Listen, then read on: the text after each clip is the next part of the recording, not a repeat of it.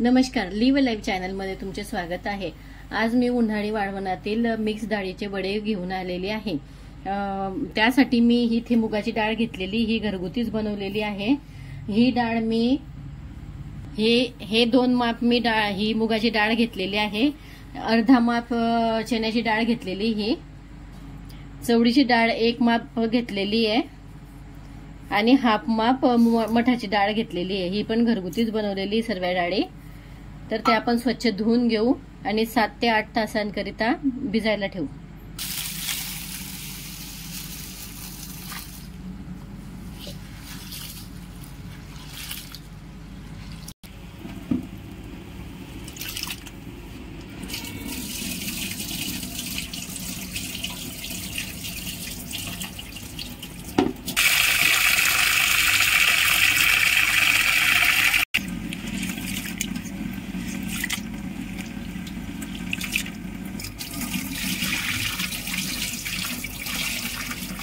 इथे मी दोघं डाळी 2 ते 3 पाण्याने स्वच्छ धुवून घेतलंय। आता त्यात पाणी घालते आणि 7 ते 8 तासासाठी भिजायला ठेवते।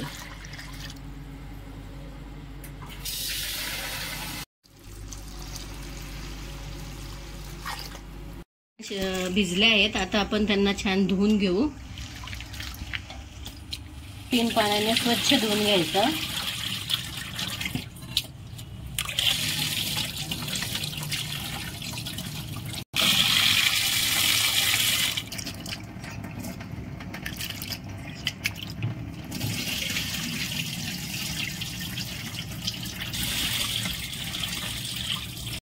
इथे मी धुतलेली डाळ ह्या आपल्या धान्याच्या गोणीवरती टाकून घेतली आणि तिला छान घासून घेते।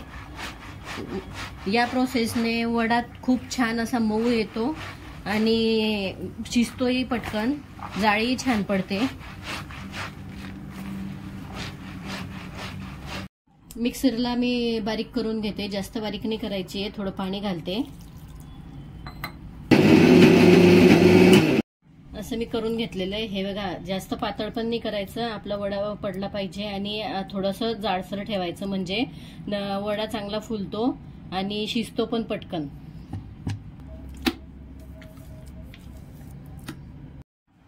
बघा, या प्रकारे डाळ वाटून घेतली, जास्त बारीकही नाही केलेली आणि जास्त जाडही नाही केली, रवा रवा डाळ वाटून घेतलेली आहे। मग त्यामुळे म्हणजे वडे छान पडतात।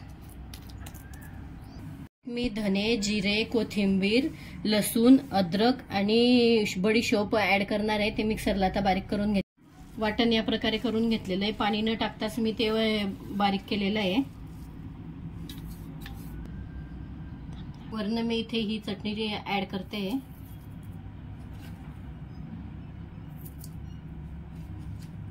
ही चटणी जास्त लाल नाहीये, त्यामुळे वडे लाल दिसत नाही आणि छान येतात, कलर पण छान येतो आणि चवीनुसार मीठ पण ऍड करते आता आणि मिक्स करून घेते सर्व।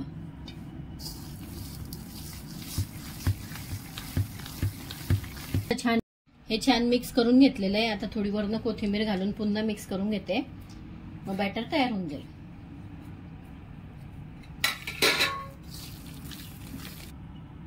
इथे बघू शकतात, कलर पण छान आलेला आहे आणि दिसतं पण छान आहे। बॅटर मस्त वास येतो एकदम सगळे मसाल्यांनी।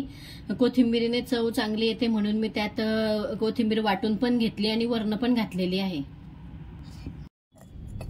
कापूस तेलात बुडवून सर्व कागदाला तेल लावून घेते, जोपर्यंत आपल्याला वडे टाकायचे तोपर्यंत, म्हणजे पटकन निघतात वडे।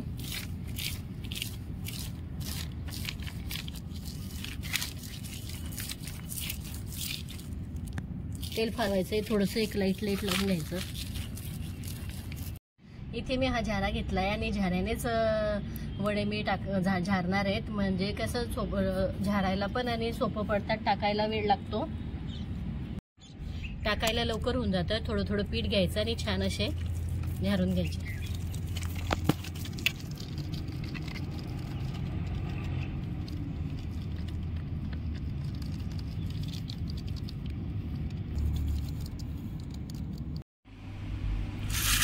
इथे बघू शकता तुम्ही, वाढल्यावरती वडे असे झालेले आहेत आणि छान प्रकारे याची रेसिपी मी लवकरच करून दाखवेल तुम्हाला। वड्यांचा व्हिडिओ तुम्हाला आवडला असेल तर लाईक शेअर सबस्क्राईब नक्की करा। धन्यवाद.